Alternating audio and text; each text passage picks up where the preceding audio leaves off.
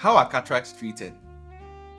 Unfortunately, there is no medication for treating cataracts, whether tablets, syrups, eye drops, ointments. There's none for the treatment of cataracts. From the beginning, when your vision begins to blur out, we give you glasses, which improves your vision. Let us note that the glasses improves your vision despite the cataract being there. The glasses doesn't stop the cataract from growing further, neither does it reverse the cataract that has formed, but it is able to enhance your vision despite the cataract. Also, when cataracts grow, there is a change in your vision. Your vision gets blurrier and blurrier.